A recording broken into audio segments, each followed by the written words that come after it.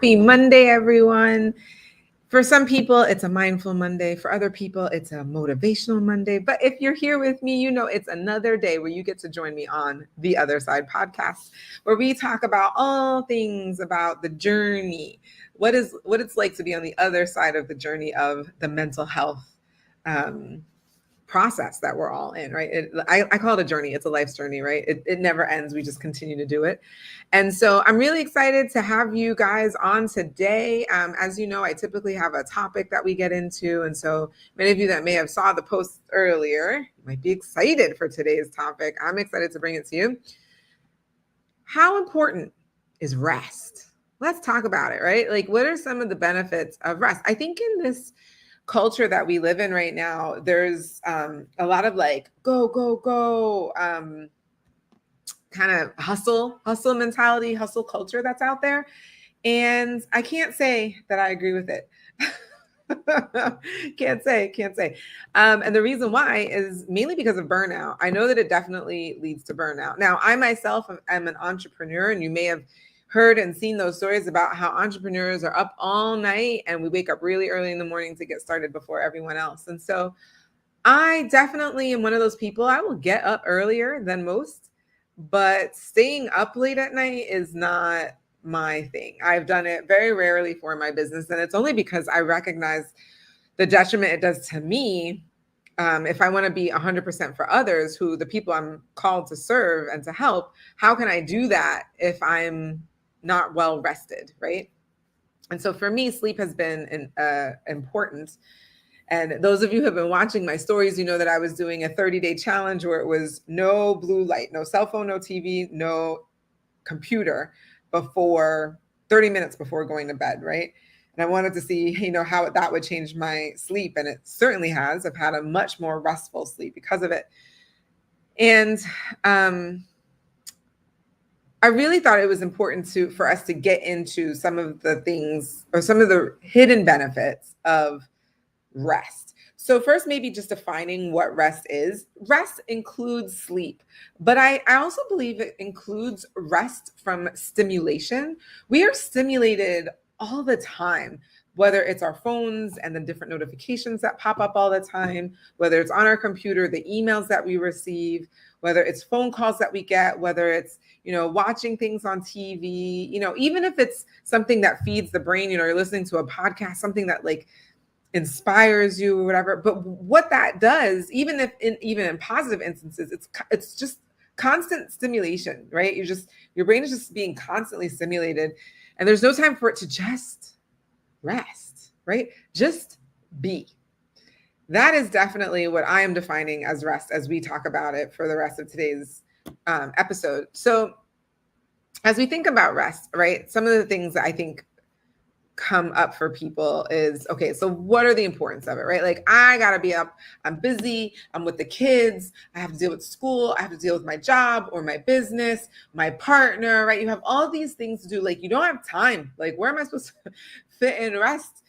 Like, it can't be that important, right? Because I literally need to do all of these other things. So it kind of gets put on the back burner. So here are some reasons why it's important, right?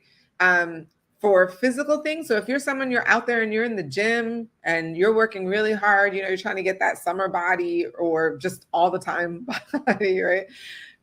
You need rest even for your physical muscles, right? The rest allows the muscles to heal and then they actually grow back stronger, right? So this is important even for like physical rest when you're working out at the gym. Sometimes people can have like inflammation and things like that. And so you can really use rest to help kind of calm down the inflammation. Your immune system loves rest. Your immune system loves when you're sleeping, right? It really loves to like do all the things. It can work at its fullest capacity when your body isn't focused on a million other things, right? So it really helps your immune system when you get rest. Stress. The less rest we get, the more stress affects us. The more easily we're affected by stress, the more difficult it becomes to manage stress. And so certainly you got to make sure that you're getting some rest, because all of us have stress in our lives. There's always something that's going to come up, always something that's not going to plan. And so you got to make sure that you're well rested so you can be able to handle it the best that you can. Physical things like blood pressure, of course, or chronic pain that you may have. Mental health, it's a big thing, right? Again, I was just talking about the overstimulation that we get. And so being able to like help with your mental health is really important. So you need that rest. So there are a ton of other things. It stimulates creativity. It improves your memory. Your attention span gets better when you have rest. Restores your energy, all of those things, right? So rest is super, super important. Those are the hidden benefits, the things that we don't even think, I believe, realize how rest is important.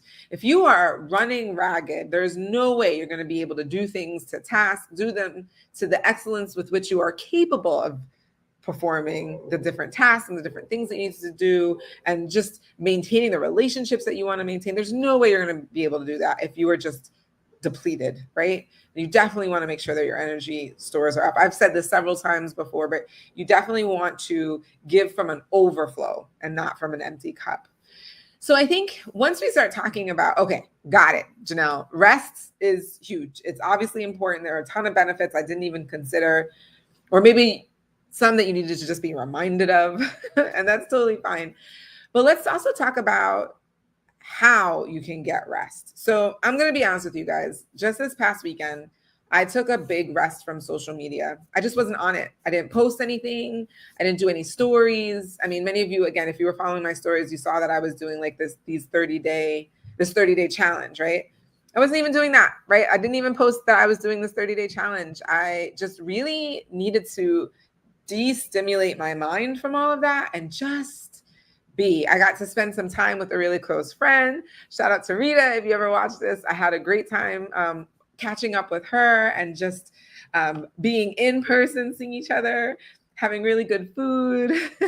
All of that was really great. And then the next day, again, just rest. I did very little, just kind of like tuned out, read some, which is really great. And then Sunday, I just kind of like took a lot of naps, did a really long walk with my dog. And I just needed that to unwind. It was the thing that I know I needed to do to like reset me, so that way I could jump into this week with like everything that I can to like really have a lot of goals. I have a lot of dreams, and there are a lot of little micro goals in between to get me to my long-term goals. And so I knew that in order to complete the micro goals with like all the energy that they required and all the focus that they required, I knew I just needed to shut it off and like reboot and then restart, because otherwise I would just feel like I'm going, but to what end, right? Like I'm going, but like at maybe half speed or like maybe half the energy. And then the people that I've been called to serve, you know, what's the purpose in that? Because now I'm like giving them like a morsel of what I know I'm able to give, right? So that's my personal story about how I literally just kind of like unplugged from social media for a while. Obviously stayed connected to friends. Connection is huge. I've talked about this several times before, but we minimize the importance of connection to being human. Like us as humans, we need connection. It's a part of what makes our mental health good. It impacts our physical health even. And so staying connected is important. And just because you're on your phone doesn't mean you're necessarily connected, right? Like those social media connections you have aren't necessarily real. I'm not saying they aren't, right? Obviously, if you have a best friend and you're texting back and forth or you're sending them something funny on social media, okay, sure. But it's not the same when you actually get together with them, have a meal, chit chat, like experience things together, right? Like that's super, super important. So what are some other things you do? I mean, I just talked about a weekend, right? I took technically a Friday afternoon, Saturday and a Sunday where I just didn't engage in social media, and I didn't really engage a lot with the computer itself. I did a little bit, but honestly, way less than I normally do. And that felt really good and really rejuvenating, spending more time outside in nature. You can do those things on a daily basis, actually. You don't have to create like days at a time where you do this. You can actually do this for a few minutes a day, right? So make sure you put in a 30-minute walk every single day. You can do that, right? That's like a part of your exercise routine. Again, if you're normally like pushing a lot of weights and things like that, maybe you cut back on the weights a little bit. Maybe if you did 30 minutes of weights, maybe you do 10 and then do a 30-minute walk, right? And just kind of like give your body some time to rest. Additionally, while you're walking around, it's a twofer, right? You're in nature. There are plenty of studies out there that show that when you hear birds chirping, that actually increases your happiness factor, right? It actually creates a sense of joy. The lack of hearing birds chirping actually gets us closer and closer to that depressive state, or at least makes us more prone to it. I guess that's the right word. Yeah, makes us more prone to having feelings of depression without the birds, right? So now you're hearing the birds chirping, you're feeling the actual sun on your skin, right? You're absorbing that vitamin D. Maybe you see some people on your walk, right? You say hello to some neighbors and you're just enjoying the fresh air, right? All of that is super restful for the body. You're not connected to anything Bluetooth, right? So you're just relaxing. Sometimes people say like, oh, I'll listen to a podcast on a walk and things like that. I agree. Like sometimes you can do two things at once, right? You listen to something that's very a learning experience, something that helps you grow. I love that. But I'm also going to recommend that sometimes you don't do that. The reason why is because if you continue on your walk and you're still listening to a podcast, your brain isn't really at rest. It's still like absorbing information. So I'm not saying don't listen to a podcast. I'm just saying don't do it all the time, right? Just sometimes just go outside. You don't need to like fill your brain with information. You can just walk around and be. So that's something simple, right? 30 minutes a day. Breathing, the most effective breathing technique. And literally you can do this and nobody even knows that you're doing it. But like you could do this for 2 minutes, 5 minutes. It doesn't even have to be that long, but it's the 4-7-8 technique where you breathe in for a count of 4, you hold for a count of 7, and then you breathe out for a count of 8.